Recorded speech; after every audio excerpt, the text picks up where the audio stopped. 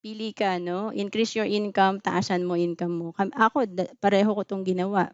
Dinisiplina ko sarili ko, at the same time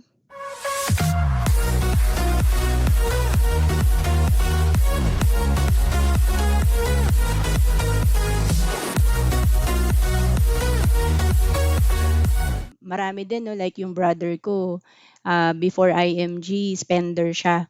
So, pagka mahilig kang gumastos, habit siya. Pero ang kagandahan sa IMG, 'pag natuto kang mag-ipon, nagiging habit din siya. Ibig sabihin, hindi ka mapakali pagka may sweldo ka tapos hindi ka nakapagtabi kahit 10%, 'no? So, paki-chat natin habit, 'no? So, ang ganda 'no, kasi pagka nakasanayan nating gawin 'to, kahit na maliit na halaga 'yan, for example, nag-start ka ng 5% ng sweldo mo, and then puwedeng mag-increase 'yan 'no, to 10%, 20%. And ako nung huli kong trabaho nasa 40% yung naiipon ko 'no. So gano'n ka-powerful yung disiplina. So sabi nga, ni ano 'no, T. Harv Eker, "Rich people manage their money well. Poor people mismanage their money well." 'Di ba? So opposite 'no. So dalawa lang naman 'yan. Susundan mo ba yung successful, yung, ah, marunong sa finances niya, or yung baon sa utang 'no, or yung hirap sa pera. So dalawa lang 'yan, may choice naman tayo, and of course lagi nating titignan yung mga successful na, yung mga nagagawa na. So ang ganda sa IMG kasi dito makakasama mo mga saver, investor, and, entrepreneur 'no. So 'wag ka nang lumabas sa community kasi kung nandito ka sa IMG, mahahawa ka in a positive way, 'di ba? Kaya nga we convert people from being spender to saver and into entrepreneur. So discipline means choosing short-term pain to reach long-term gains. Kasi iniisip natin kapagka magba-budget tayo, or kailangan 'wag muna nating bilhin yung isang bagay 'no, kagaya ngayon bare months, ang dami nating gustong bilhin or nakikitang sale. So parang ayaw nating mag-sacrifice, ayaw nating i-delay yung sinasabi niyang gratification, or sinasabi kasi natin, "Deserve ko 'to talaga, na enjoy yung sinuweldo ko, yung kinita ko 'no." So, pero ang pag-iipon kasi akala natin habang buhay ka magsa-sacrifice, pero mali, eh. So, magse-save ka lang, for example, for the next 5 to 10 years 'no, kahit sa maliit na halaga, lumalaki siya. Kaysa yung wala kang sinave, puro enjoy, tapos after 5 to 10 years baka mawalan ka ng trabaho or mas matanda ka na, siyempre mas marami ka ng responsibility, may utang ka pa. So, parang mas mahirap na mag-ipon. So, meron tinatawag na financial calculator. So, puwede niyo ring i-download 'to 'no, may app 'to sa cellphone na puwede nating i-download. So, sabi dito, kung may target ka na 1 million na fund 'no, for example, pang-education ng anak mo, or ikaw mismo 'no, kahit papaano 'pag nag-for good ka sa Pilipinas, kung OFW ka, may fund ka. So, after 20 years pala, mahi-hit natin 'tong 1 million, kailangan lang natin mag-ipon ng ₱33 a day 'no, or 1,000 a month, okay. And kung 3 million naman, siyempre minsan, Miss Roan, parang after 20 years maliit na yung 1 million. So 3 million ang target mo after 20 years, kailangan mo lang mag-ipon ng ₱100 a day, or 3,000 a month, okay. So again, mas malaki yung iniipon natin, mas malaki yung harvest natin.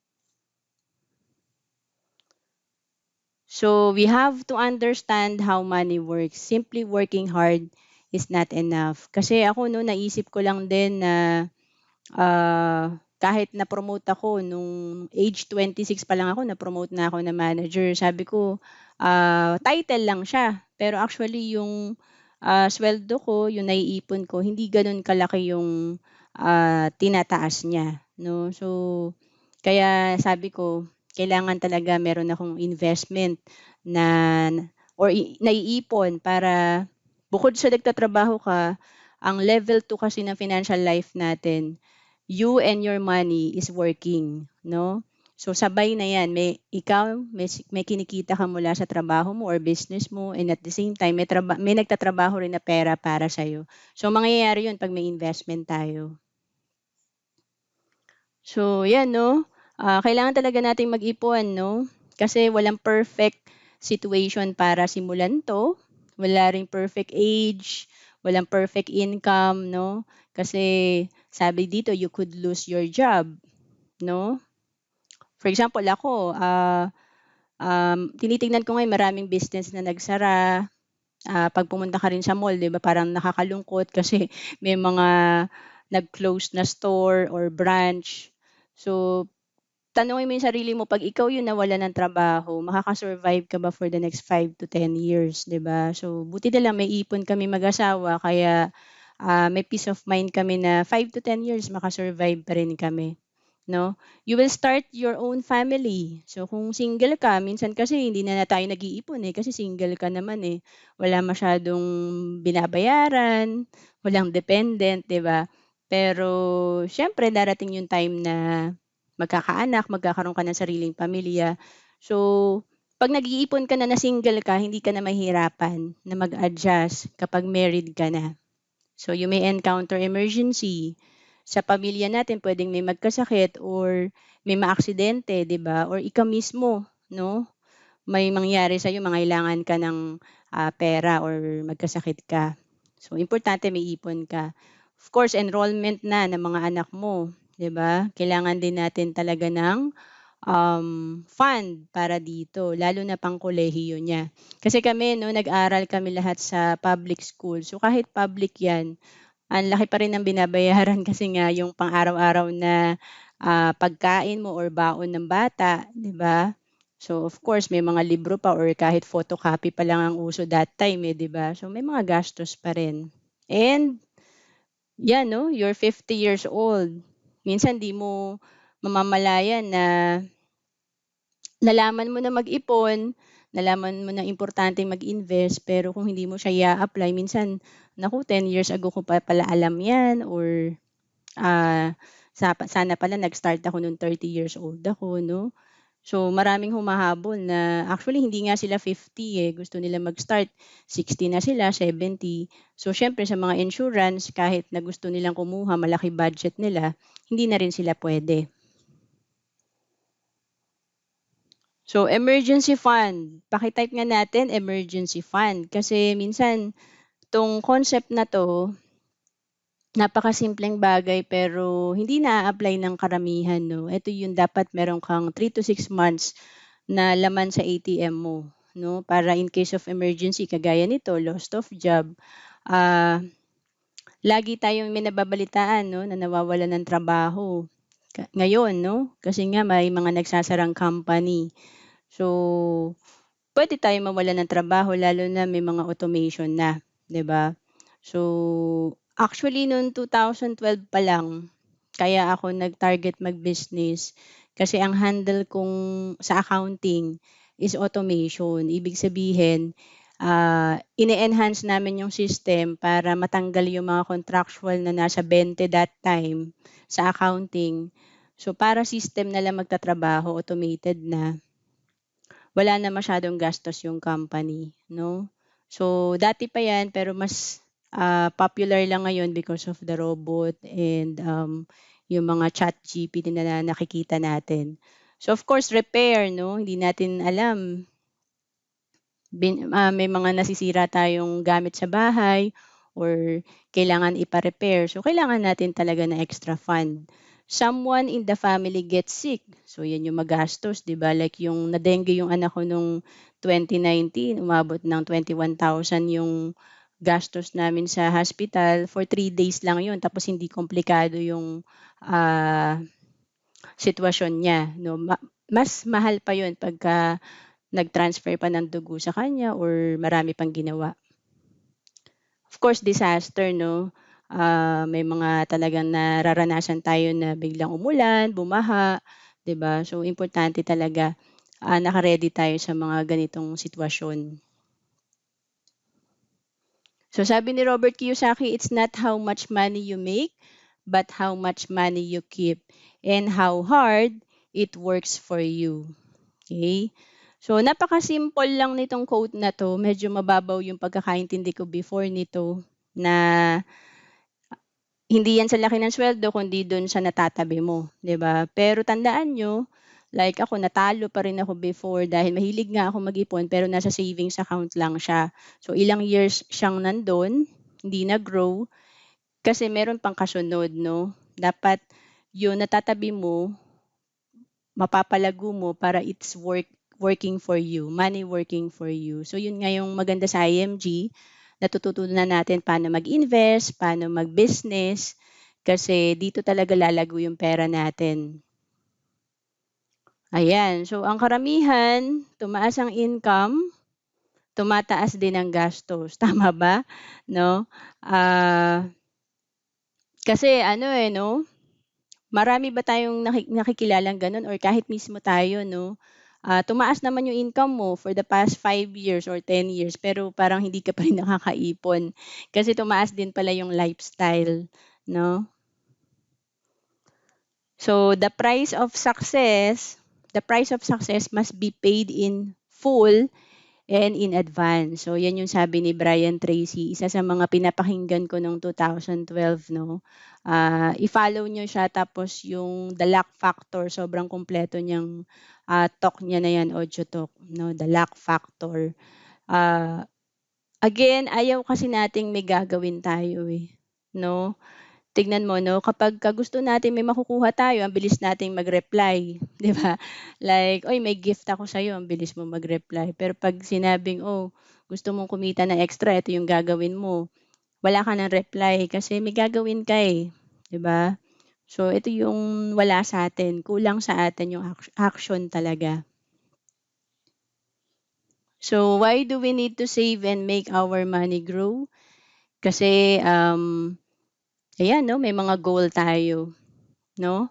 And yun nga, si Brian Tracy nung pinakinggan ko siya noong 2012, pagkalista mo ng mga goal mo, i-check mo do'n, halimbawa 5 yun, ano yung 'pag ginawa mo yun, ano yung priority mo sa 5 na yun, 'pag ginawa mo yung isa na yun, may effect siya sa ibang goal mo. So, for example, ako that time gusto kong kumita ng 100,000 a month. Pero nung nilista ko yung mga goal ko, paano ko ba mahi-hit yun? Siyempre dapat, ah gawin mo yung business, mag-business ka kasi hindi mo yan kayang gawin sa pagiging empleyado. So nag-focus ako sa cash flow, pinataas ko yung cash flow ko hanggang sa ma-hit ko yun 'no. And then pagka okey yung cash flow mo, like yun goal ko din na magkaroon ng bahay, magkaroon ng sasakyan, makapag-invest 'no para sa retirement. So lahat 'yun, nadagdagan mo yung alkansya mo kasi okey yung cash flow mo. Paki-type nga cash flow, kaya kung marami ka pang goal na hindi natutupad, kailangan mag-focus ka sa cash flow. And for me 'no, business is the best way to increase your cash flow. To build wealth of course and to have retirement fund. 'Yan, marami tayo talagang mga pangarap, kaya lang bakit konti lang yung mayaman? Kasi konti lang yung may gustong gawin, konti lang yung may ginagawa. So make sure hindi ikaw yun. So sa investing, ito yung maganda kasi it helps you grow your money, it can have greater return and has potential to earn strong rates. So ang ganda sa IMG kasi nandito na yung solusyon sa ating financial challenges 'no, like sinasabi na financial solution 'no, nandito na yung mga yung platform, yung access natin sa mga financial products pagka natuto tayo sa workshop, and may business solution. Pag kulang yung kaya mong itabi, meron kang business na pwedeng gawin. So total financial solution na siya. So eto 'no, yung difference makikita natin, just 3,000 a month or 36,000 per year. Sa 5 years na 'yan, nakaipon ka ng 180,000. And kung iko-compare natin sa savings account dahil 1% or less lang yung kinita niya, 183,000. Sa time deposit naman 4%, 194,000. And kung naka-invest sa 10%, 'di ba, 219,000. So sa loob lang 'to ng 5 years 'no, ang difference kung nag-ipon ka lang sa bank or nag-invest ka, 36,000, 'di ba, ang laking difference. Lalo na kung mas mahaba yung time na meron ka 'no, kasi nagko-compound yung investment natin. And actually kung titignan natin 'to, malaki 'tong 36,000 per year. Pero kung iche-check niyo 'yan, ₱100 per day lang 'yan, which is 3,000 per month, 'di ba? So, eto, savings pa lang 'yan, hindi pa tumubo. 'Pag tumubo pa 'yan, mas malaki pa yung pera mo, 'di ba? So, investing is designed for long-term growth. Usually kasi 'di ba yung iba, nasanay tayo sa mga sugal, kaya gusto natin instant or paluwagan. Parang nag-aantay lang tayo ng maximum 1 year, 'di ba? Sa co-op, nasalihan ko rin kasi yung co-op sa company, eh. So, bago mo pa ma-receive yung fund mo, iniisip mo na kung paano mo siya gagastusin, 'di ba? So, mali yung mindset natin kasi dapat talaga laging long term. Ang mga mayayaman long term mag-isip, 'no? 'Yun yung difference sa mahirap, middle class, lagi lang short term, 'di ba? So, 'pag nag-iinvest tayo kailangan long term kasi money takes time to grow, okay? So, para siyang tinanim natin na punong mangga, hindi 'yan basta mamumunga, 'di ba? So, eto 'no, makikita natin dito, ah 1,000 per month 'no, kung naka-invest sa 12% per year ang interest. In 20 years may 1,000,000 ka na, 'di ba? So lahat ng, estudyante turuan natin kasi kahit 1,000 per month lang pagka-graduate nila, sa first job nila itabi nila, may 1,000,000 sila after 20 years, 'di ba? Eh, paano kung 2,000 per month? In 15 years may 1,000,000 na. And kung mas malaki, 6,000 per month, 10 years lang nag-ipon, 1,400,000. Kung gusto natin na mas mabilis 'no, sinasabi lang dito, kung gusto mo mas mabilis kang makaipon ng 1,000,000, lakihan mo yung ipon mo, lakihan mo yung investment mo. Like eto, 15,000 per month, in 5 years, 1,200,000. So, may mga nakikinig ditong OFW, kung target mo mag for good 'no, wag mo nang antayin yung 10 years, 15 years kasi nasa IMG ka na, eh. So, in 5 years pa lang or less, puwede nga 'yan 1 year to 3 years, eh. Kung kumikita ka na extra 15,000 per month, nase-save mo 'yan, nai-invest mo 'yan, in 5 years may 1,200,000 ka na, 'di ba? So, minsan iniisip natin na mahirap mag-ipon, pero kung iche-check mo talaga yung ₱100 per day o 3,000 per month mo, kukunin mo lang talaga dun sa pinagkakagastusan mo na hindi naman importante, 'no? So, yun nga yung sinasabing mag-sacrifice ka muna. Kasi nung nalaman ko 'to na kailangan kong mag-save, dati nagde-dessert ako ng everyday 'yan sa lunch sa office. So, mula nung nalaman ko 'to, hindi ko siya inalis totally, pero puwedeng gawin mo lang siya na twice a week, 'no, hindi everyday. So, nakaka-save ka pa rin. So 'yan, soft drinks totally tanggalin na talaga natin 'yan kasi, of course bad sa health natin, hindi pa tayo makakaipon, 'di ba? So, gano'n din yung cigarettes 'no? And 'yun nga sabi ko sa tatay ko kung, yung 20-20 mo pala sa lotto sinave mo 'yan 'no kaysa tinaya mo araw-araw. Naging 1,000,000 na yung pera mo, 'di ba? So, kasi sa lotto hindi tayo sure na mananalo tayo, eh, kasi ano yung chance na manalo tayo, kailangan tamaan ka ng kidlat, 'no? Yun yung chance natin na manalo sa lotto ng 2 beses sa posisyon mo, 'di ba? So, ang liit ng chance. And of course, junk foods, 'di ba? Ito guilty ako dito kasi talagang parang ito yung way natin na minsan para ma-relax tayo, 'di ba? Iba-iba tayo ng ano, eh, ng reward sa sarili natin. Yung iba coffee, yung iba ice cream, 'di ba? Yung iba milk tea, 'di ba? So yun, for me 'no, hindi kailangan tanggalin lahat.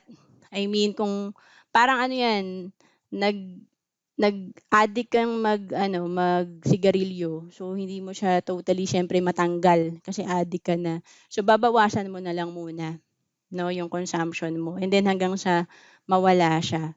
So, yun yung tinatawag na gradual. So, 4 steps sa tamang pag-budget. Paki-type nga, budget. Ayan. So, minsan kasi, gusto natin ng 1,000,000, 3,000,000, pero yung simple or basic na dapat natin gawin, ini-skip natin, no? Or hindi natin ginagawa. So, una, ilista mo yung estimated expense mo. Like ako, natatandaan ko nung nag-start akong mag-commit sa sarili ko na 2,000 per month, kailangan ipunin ko to. Noong 2008 yun, no? So, dahil hindi ko pa afford yung mga malalaking shampoo, syempre mga sachet-sachet lang yung binibili ko. So, ini-estimate ko yan sa isang week, magkano per sachet yung gastos ko, ganyan. Tapos, of course, sa pagkain natin sa office, tina-times ko rin yan sa number of days kung ilang days ako pumapasok sa 1 month, 'di ba? Tapos, yan 'no, ililista natin yung actual expense para ma-compare natin like ang budget mo for ah, food halimbawa, ah, 10,000 per month 'no, budget mo sa food. Pero yung actual mo naging 12,000. So, alam mo na nag-overspend ka ng 2,000 'no, dito yon mako-compare mo. Tapos siyempre next time mas magiging careful ka na 'no, para gusto mo kasi may matira ka, eh. So, like no'n 'no, 2,000 yung target ko, eh, kung magsha-shampoo ako araw-araw, eh, talagang hindi siya kakayanin na maka-save ako ng 2,000. Kaya I think ini-skip ko yung ano, yung may mga ini-skip akong araw na hindi ko talaga kailangang mag-shampoo, 'di ba? Kasi sobrang kapal talaga ng buhok ko. So, dalawa kasi 'yan, eh, may shampoo tsaka conditioner. Alam niyo naman mga babae ang daming ginagamit, 'di ba? So, ang solusyon is either bawasan mo expense mo or pataasin mo income mo. So, naintindihan ko ngayon sobrang taas talaga ng bilihin. So, minsan talaga hindi naman yung gastador talaga tayo, disiplinado naman talaga tayo, kaya lang sobrang liit lang ng income natin. So, ang maganda sa IMG meron tayong puwedeng gawing backup career. So, dapat gawan natin ng paraan yung income natin, puwede naman nating mapataas 'no. Like recently may in-upload ako, so sabi ko, dun sa total na kinita mo naka-save ka ba ng 10%? So, siyempre may mga nagreklamo 'no. Paano daw sila makaka-save, eh, ganito lang naman ang income nila. So, lagi naman may paraan. So, sa lahat ng problema, may solusyon. So, pagka problema mo, maliit income mo, edi mag-extra income ka, 'di ba? So, yun yung maganda dahil lagi namang may solusyon. Ang problema, ayaw nating mag-adjust, 'no? Like ako talagang kahit may full-time job ako, secure naman, manager naman ako, sinabay ko yung part-time business ko or part-time career ko para, ah, mabigyan ko na ng oras, ma-build ko na yung business habang bata pa, okey? So 'pag gusto natin makaipon, again, reduce your expense, bawasan mo gastos mo, pili ka 'no, increase your income, taasan mo income mo. Ako pareho ko 'tong ginawa. Dinisiplina ko sarili ko, at the same time, mas nag-focus din naman ako dito 'no, so increase your income. So again, di habang buhay bata ka, may kontrata at maganda ang career mo 'no. May nag-email nga sa'kin, eh, nawalan daw siya ng trabaho. So, laging gano'n 'no, na may nakakausap ako na gano'n nga gusto sana mag-ipon kaya nawalan ng trabaho. So, gano'n lang 'pag okey yung career natin, minsan nakakalimutan kasi natin magtabi, tumataas yung lifestyle natin. So, samantalahin natin na habang may trabaho tayo makakapag-ipon tayo, okey? So, decide to save while you are working and go to the second stage. Ito nga yung sinasabi ko na hindi puwedeng puro man at work ka. Ibig sabihin nagre-rely ka sa active income mo na 'pag nawalan ka ng trabaho, wala ka ng income. So 'yan, tanungin natin yung sarili natin, ilan source yung income natin kasi kung isa lang, eh, talagang mahirap 'no, lalo na meron napag-usapan natin last week, may permanente tayong expense. So dapat, yung income natin sumasabay. So go to the second stage which is man and money at work. So, ang kagandahan 'pag may savings ka, nag-i-invest ka, hindi lang ikaw yung nagtatrabaho. Like, ako 'no, kung kumikita ako ngayon sa business, tapos meron din ako mga investment, like yung isa ko kumita na 27,000. So, malaking bagay 'yun na may kasama na akong magtrabaho yung investment ko, okay. So, sabi ni Robert Kiyosaki, the main reason people struggle financially is because they spent years in school but learned nothing about money. The result is people learn to work for money but never learn how to make money work for them. So, maraming mga stages kasi yung money 'no. So, una, make money. Dun tayo nag-stop. Basta alam lang natin kumikita tayo, 'di ba? So, na-train yata tayo sa school na gano'n na pagka-graduate mo, okay ka na. May trabaho ka na, basta may trabaho ka na, may income ka na, 'no? So, nag-stop tayo do'n, nakalimutan natin yung second stage 'no, which is save money, 'no? So, 'pag wala kang naiipon, wala kang money na maggo-grow para sa'yo, 'di ba, or magtatrabaho para sa'yo.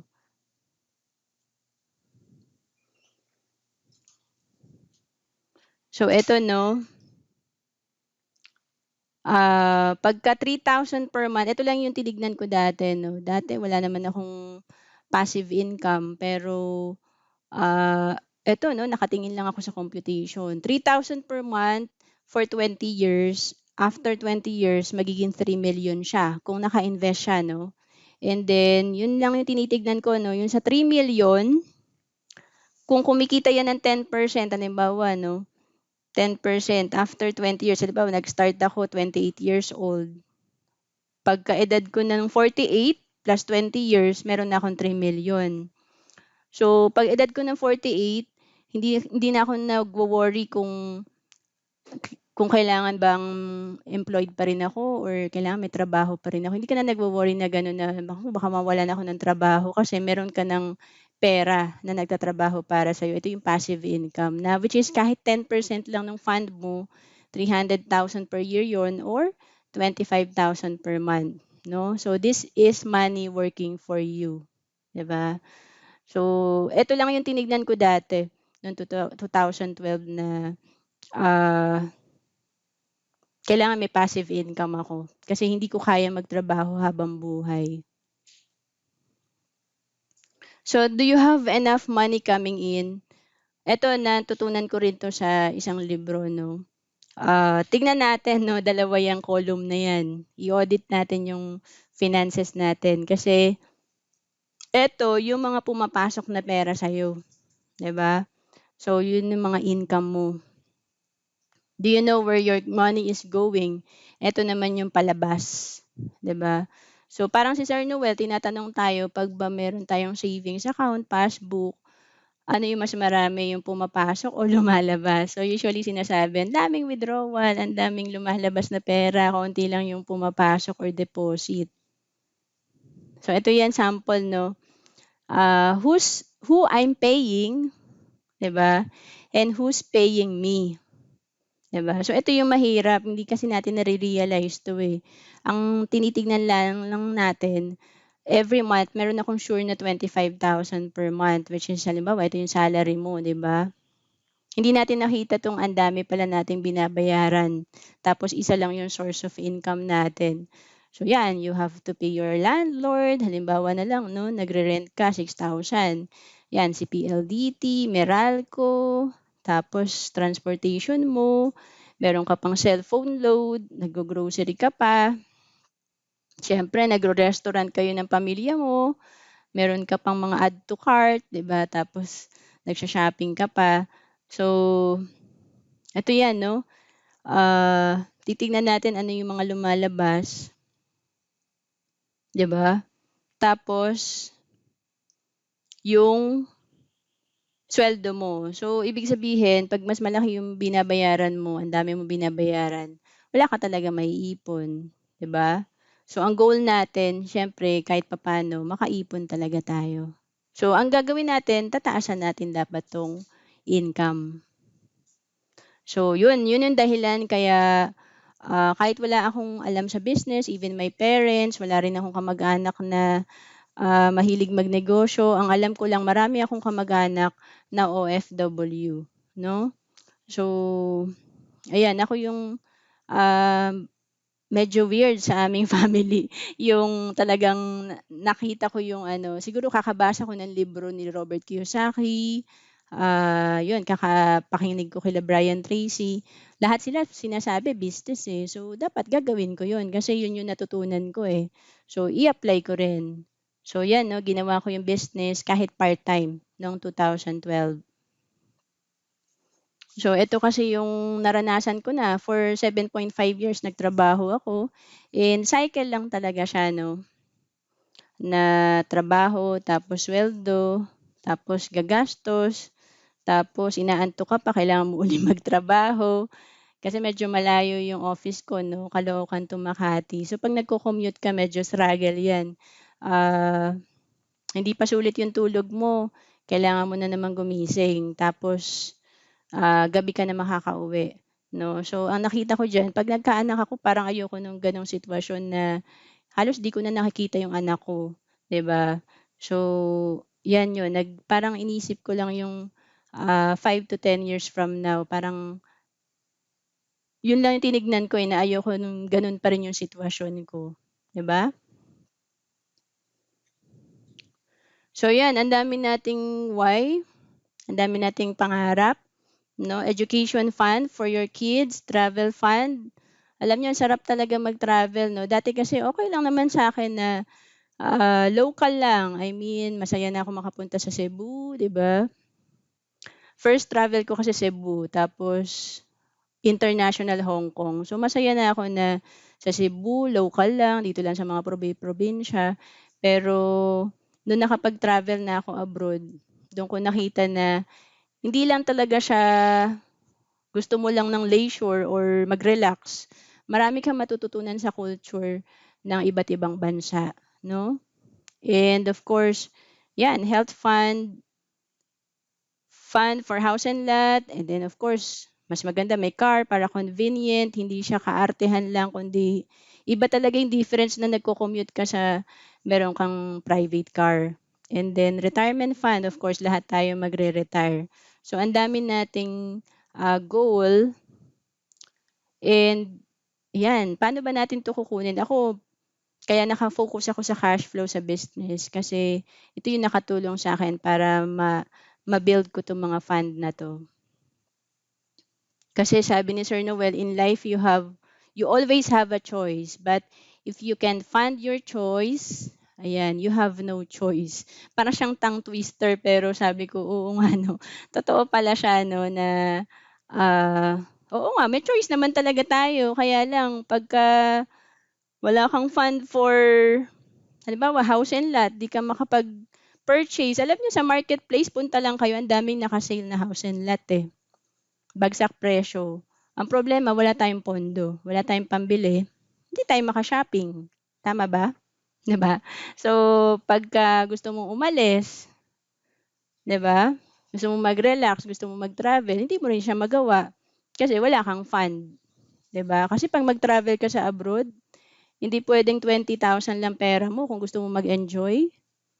Talagang ticket pa lang 10,000 per head na 'yan, eh, 'di ba? Eh, kung isasama mo pa yung asawa mo, ticket pa lang ubos na yung 20,000 mo, 'di ba?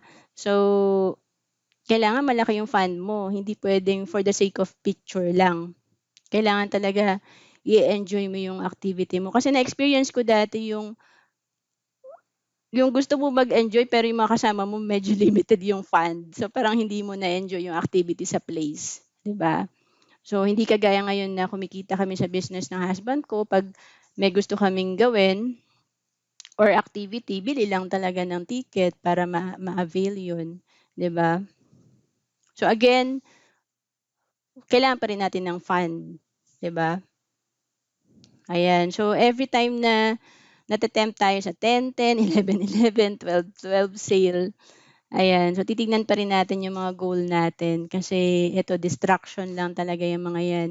Magagawa mo naman 'yan actually, eh, kung talagang may pera ka na, 'no? Kung may passive income ka na. Madali na lang yan eh. So, eto din 'no, 12 hours ang nawawala sa akin kada araw. Kaya sinikap ko talagang ma-transition 'no, from being an employee to employer kasi ang hirap namamasukan araw-araw eh. Hindi lang siya 8 hours, 'di ba? Compute-in niyo ilang oras nawawala sa inyo kasi ako, 2 hours ang biyahe ko papunta ng office at pauwi din 2 hours kasi nag-e-LRT ako. So, mahirap talaga mag-commute kaya sinasama ko 'yan. Naku, ang laki ng nawawala sa akin pagka pumapasok ako araw-araw. So, yung oras natin binebenta natin kapag tayo ay namamasukan or employed, binenta natin sa ibang tao, okey? So, gusto mo bang mabago din ang sitwasyon mo? So, you have to maximize your spare time. So, may solusyon naman kasi ginawa ko din naman siya before eh. Nangarap lang din naman ako na makaalis na sa 8 to 5 job ko. So, kung kilala niyo si Jim Rohn, nakikinig din ako ng audio talk niya. So, sabi niya, kailangan lang excited ka dun sa spare time mo. Kung hindi ka excited dun sa 8 to 5 mo na trabaho, kailangan dun sa 5 PM onwards, may gawin ka for yourself. Kasi yung 8 to 5 mo, para yun sa boss mo eh, para yun sa employer mo, sa company mo. Sila yung mayaman. So, payamanin mo yung sarili mo sa 5 PM onwards. Nandyan kasi yung fortune na sinasabi niya. No? So, yan, you have to maximize your spare time. Pakitype nga, spare time. So yan, si Jim Rohn, favorite ko din talaga 'to. If you don't like how things are, change it kasi you're not a tree. So sabi ko, oo nga 'no, talaga naman 'tong si Jim Rohn. Talagang 'pag napakinggan mo siya, eh, talagang hindi ka tatamarin. Kasi tama naman 'no, hindi ka tree na 'pag dun ka tumubo, dun ka lang. Tapos 'di ka na makagalaw. So yun lang, mare-remind ka 'pag nakakita ka ng tree, "Ay hindi naman pala ako tree, kailangan talagang may gawin ako kasi I can change my situation." First, you have to change your mindset, you have to change yung habit mo, 'di ba? So time management is life management. Time management is self-discipline in action. So if you want to save money, use your time wisely. So pag sinabi nating ipon, minsan iniisip lang natin computation, magkano matitipid ko, iset aside ko na tong 20% ng kinikita ko. So hindi din, sa time management mo din. Ibig sabihin, like ako, okay, may titipirin ako, disiplinado ako, pero mas nakakaipon ako 'pag dinisiplina ko yung sarili ko sa time ko. Ibig sabihin, yun nga, ginagamit ko siya sa negosyo. Yung time ko, 'pag pinunta ko sa negosyo, ibig sabihin mas kikita ako, mas okay yung cash flow ko, mas marami akong masa-save, okey? So, paano natin ma-increase yung income natin? Of course, we can work from home. Ang dami naman nating options, no? Dati kinonsider ko din yung maging freelancer. 'Di ba, usong-uso dati yung mga virtual assistant. Minsan sa bahay ka lang magtatrabaho tapos may 3 kang boss sa abroad, mga gano'n. Kasi accountant ako eh. So, buti na lang komplikado yung mga system kaya parang tinamad akong aralin. So, techie-techie din po, I mean techie-techie teka-teka din po ako 'no, ibig sabihin parang tamad na tamad din akong mga pag-aralin yung mga ganyang system. So, puwede rin mag-online business, yung iba, 'di ba sa mga Lazada, Shopee nagbebenta, 'yan, yung mga buy and sell. So, marami tayong puwedeng gawin pero for me the best is IMG talaga kasi puwede mong gawing online tsaka kahit nasa abroad ka province puwede siyang ano part-time 'no? So, 'yan yung ginawa ko sa spare time ko. Nag-focus ako sa business. Of course, aaralin mo yung marketing kasi ako accounting. So, wala rin akong background sa sales and marketing. And then, of course, yun sa product, titignan mo rin. So, yan. Dati, ito lang. Pag may spare time ako, movie, pero usually Korean novela talaga, no, or games. Yan yung ginagawa ko. So, pinalitan ko lang yung ginagawa. So, ganun lang. Ano yung mga ginagawa mo ngayon na papalitan mo ng mas magandang habit? So, important factor para maging better person ka, sino ang mentor mo? Yan. So, pag gusto daw nating mapabilis yung journey natin na mas ma-achieve natin agad yung goal natin, kailangan may mentor tayo. Kasi ituturo sa'yo ng mentor mo ang shortcut, hindi na niya ituturo yung mga mali niya. So, yun yung maganda sa IMG. May system na tayo.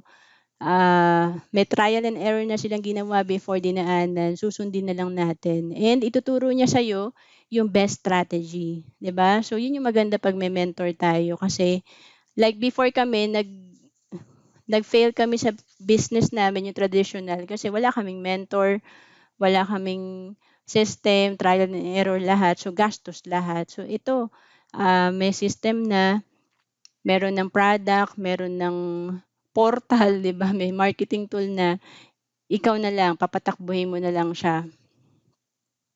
So, ito yung mga mentor natin, no? Parang how can you fail kapag ito yung mga mentor mo? Si Dr. Jose Enrique de las Peñas, si Sir Joen, si Engineer Noel Arandilla, and si Engineer Bart Borja. O, di ba mga professional talaga yan? At hindi lang sila theories eh. Titignan mo kasi pag may mentor ka, kung puro theories ba siya or nagawa na niya, 'di ba? So, iba pagka nagawa na eh, 'di ba? Ituturo sa yung application. So, three resources na magpapayaman sa'yo kasi inisip natin puro pera lang eh. Ay naku, wala akong pera, hindi ko yata kaya yung ginagawa mo. Parang feeling natin limitado na tayo. Pero actually, may mga resources tayo na hindi lang talaga natin na ma-maximize, which is yung knowledge natin, 'di ba? So, pwede naman tayong mag-aral kasi nasa information age na tayo. Yan yung natutunan ko kay Brian Tracy before, na titignan mo lang kung ano yung mga information na available eh. Pag willing kang aralin, may edge ka na sa iba, 'di ba? Tapos yung time, lahat tayo may time eh. 24 hours eh, mayaman, mahirap. So, bakit mayaman yung iba? Kasi mas nama-maximize nila yung time nila. Mas good steward sila ng time nila. 'Di ba? So, ba't mahirap yung iba? Kasi puro entertainment. 'Di ba? So, trabaho ka lang ng trabaho, lagi ka lang busy. Hindi mo iniisip ang kayang pagbabago. Sorry. Trabaho ka lang ng trabaho, lagi ka lang busy. So, hindi mo iniisip ano kayang pagbabago ang kailangan kong gawin para mag-improve ang sitwasyon. So, yan yung ano, yung sobrang pagod na ako that time. So, wag niyo i-ignore yung mga ganong moment na parang naawang-awa ka sa sarili mo na papasok ka sa trabaho mo or pagkagaling mo sa trabaho mo, pagod na pagod ka tapos magko-commute ka pa, 'di ba? So, naawa ko sa sarili ko nung ano eh, nung time na nasa LRT ako kasi kulang sa tulog, tapos pagod na pagod, tapos yun nga sabi ko, ano bang kailangan kong gawin talaga para hindi ako ma-stuck sa ganitong sitwasyon. So, yan. So, kailangan lang talaga, ito yung ginagawa ng mga mayayaman, gumagamit sila ng leverage. So, i-comment nyo nga, leverage. So, leverage sa time, sa money, and sa effort. So, ang maganda sa IMG, may teamwork na. So, ibig sabihin, merong time ng ibang trainer na pwede mong gamitin eh. 'Di ba? Merong video na yung iba sinasabi, Miss Roan, yung video mo, pinanood ko sa iba, nakaka-close naman. So, may leverage ka sa time kasi gumamit ka ng automation. Money, hindi na ikaw mag-build from the scratch ng business, 'di ba? Kasi meron ng nag-invest para sa atin eh. Sasakay na lang tayo sa platform. And of course, effort. Imagine nyo yung hirap ng big three natin to build the IMG, 'di ba? So, effort. Sila na nag-trial and error. Hindi na natin dadaanan yun eh. Yung simplified na lang. So, ito yung nasa libro natin, Money Talk, Strategies of the Wealthy. Ano lang natin, no? I-check natin sarili natin kung nasang side tayo ng perspective and kung nasa tamang side na tayo, i-share natin sa iba kasi ang dami natin kailangan i-educate dahil mali pa yung paniniwala nila. So una, most people spend money and save what is left. Tama ba? Ang daming gustong gumastos. Actually, hindi na tayo kailangan turuang gumastos. Marunong na tayong gumastos at expert na tayo dito. So, wealthy people save money and spend what is left. Ito yung kailangan. Gawing priority yung pagsisave. So most people consider healthcare and insurance as an expense, 'di ba? Gastos lang. Pero wealthy people consider healthcare and insurance as an investment. So tandaan nyo, lahat ng mayayaman meron niyang investment sa insurance at may healthcare yan kasi malaking tipid talaga pag may healthcare ka. So most people work hard for money. So ito lang din ako before. Trabaho lang talaga ako ng trabaho at ah, pagiging employee of the year lang ang gusto ko. 'Di ba? Kasi yun naman ang naiisip mo lang pagka empleyado ka, ma-promote ka, tumaas sweldo mo. So wealthy people let money work for them. So ito pala yung natutunan natin sa IMG na tinuturuan tayo na mag-ipon para meron ding perang magtatrabaho para sa atin. So the difference between the wealthy and the most people is the way they think about planning their future. Yan. So again, mindset. Gayahin lang natin yung mindset ng mga mayayaman. Kung mahilig sila sa meeting, dapat mahilig din tayo sa meeting. Kung nagbe-business sila, mag-business din tayo. Kung nag-i-invest sila, mag-invest din tayo. Kung nagpaplano sila, magplano rin tayo, 'di ba? So, pagdating sa healthcare, of course, ito yung recommended natin na savings, yung Kaiser. Kasi, usually naman talaga, pagka nag-retire tayo, ito yung nire-ready tayo ni IMG eh. 'Di ba? Ito yung no more healthcare coverage. Which is, may mga ganyan talaga na nagko-comment sa YouTube ko na gusto na nila mag-avail kaya lang 66 na, 70 plus na. So talagang kahit gusto ko hindi talaga sila pwede, 'di ba? So retirement years, yan yung importanteng may savings din tayo. Kasi yan, no, isa sa mga investment natin, healthcare, kasi retiree healthcare cost more than you think. Di ba nga, bata tayo, nagkakasakit. Yung iba nga, 30 pa lang, namamatay na, di ba? So, isa sa mga mahal na gastos natin pag tumanda tayo, pag nag-retire, is healthcare.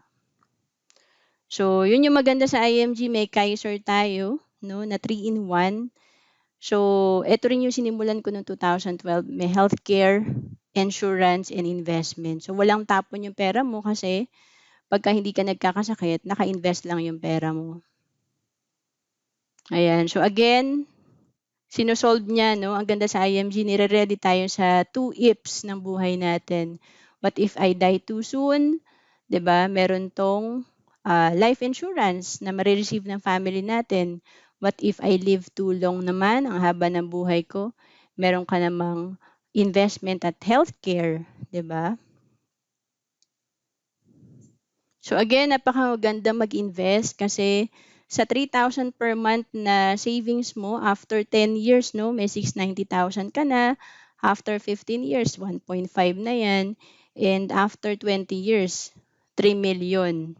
'Di ba? So, gawin natin siyang consistent kasi marami naman talaga nagsisave kaya lang yung tumutuloy na consistent yun yung challenge eh. So dapat i-challenge mo yung sarili mo na para ma-hit mo tong 3 million, ituloy-tuloy mo talaga tong 3,000 per month. Actually, ang 3,000 sa simula mabigat lalo na kung breadwinner ka, nagtatrabaho ka sa Pilipinas lang, maliit sweldo mo. Pero 'pag nag-business ka, maliit lang 'tong 3,000 per month, 'di ba? And last slide, no? Ngayon, season ng bonus, 13th month, kailangan talaga bumawi tayo kasi minsan talagang may mga emergency sa bahay. Hindi tayo nakakapag-ipon, may mga months na hindi tayo nakakapag-ipon. Ako kasi nung nagtrabaho ako, ngayong ano pa lang, bago pa lang mag-bare months or September, ganyan, pinaplano ko na yung 13th month ko na hindi ko siya gagalawin. Kasi doon lang ako nakakabawi per year na may malaki ako may ipon. Kaya, 'di ba, parang isipin mo, 1 year ka nagtrabaho tapos wala ka man lang naiipon. So kung 20,000 per year yung bonus mo, 12% per year ang kinikita ng pera mo. So after 10 years, 393,000 yan. After 15 years, 835,000. And after 20 years, 1.6 million, 'di ba? So, ito 'yun, kailangan Huwag kang papayag na dumaan lang yung 13th month mo kasi every year yan binibigay. So, diyan ka makakabawi sa savings mo. Kung medyo maliit yung naipon mo ng per month, dito ka babawi. To know more about Kaiser, message mo lang ako sa FB, Ro Ancelis Capistrano.